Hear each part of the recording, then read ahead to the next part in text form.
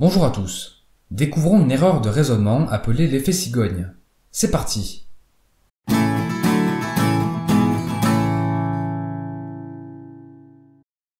L'effet cigogne, c'est prétendre que si deux événements sont corrélés, alors il y a automatiquement un lien de cause à effet entre les deux. Le nom de ce sophisme fait référence à la corrélation trompeuse entre le nombre de nids de cigognes et celui des naissances humaines. Selon les observations, plus il y a de nids de cigognes dans une ville, plus le taux de natalité est élevé. Donc d'après la légende alsacienne, ce sont les cigognes qui apportent les bébés. L'argument fallacieux peut se résumer ainsi. L'événement A, le nombre de naissances, est corrélé à l'événement B, la présence des nids de cigognes. Donc B cause A. Voici un autre exemple illustrant cette erreur de raisonnement. Dans la majorité des accidents de circulation le matin, les conducteurs avaient consommé du café. Autrement dit, on observe une corrélation entre les accidents de voiture et l'absorption de café. L'effet cigogne, c'est dire le café du matin provoque des accidents. La confusion entre corrélation et causalité est très fréquente et peut être à l'origine de nombreuses erreurs de raisonnement. Par exemple, en janvier 2013, le journal Libération édite un article intitulé « La vaisselle nuit à l'activité sexuelle ». Le journal s'appuie sur une étude menée par l'Association américaine de sociologie. Cette étude s'intéresse au lien entre la participation des hommes dans les tâches ménagères et la fréquence des rapports sexuels dans leur couple. Les résultats montrent que les couples où l'homme s'attelle à des tâches davantage masculines, comme le bricolage ou le jardinage, ont davantage de rapports sexuels que les couples où la répartition des tâches est plus égalitaire. On observe donc une corrélation entre la fréquence des rapports et la nature des tâches ménagères. Cependant, Libération conclut à un lien de cause à effet en disant que la vaisselle nuit à l'activité sexuelle.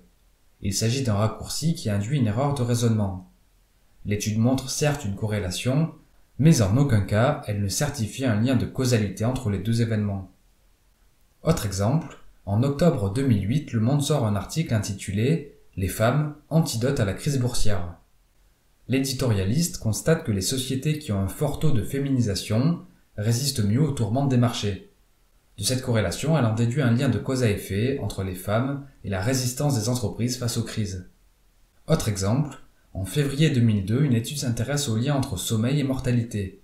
Après avoir suivi plus d'1 million d'Américains pendant 6 ans, les résultats montrent que les gros dormeurs, plus de 8 heures de sommeil par nuit, ont un ratio de mortalité plus élevé de 15%.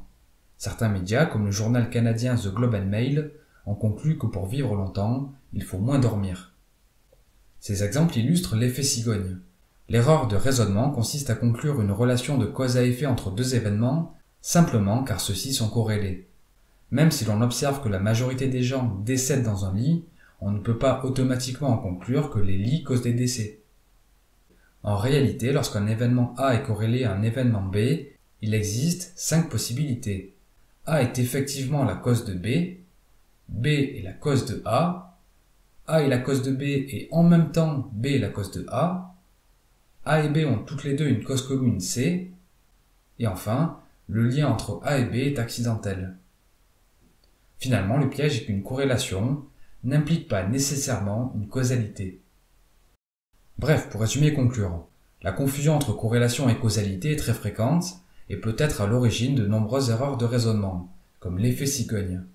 L'effet cigogne, c'est faire le raccourci suivant. A et B sont corrélés, donc B cause A.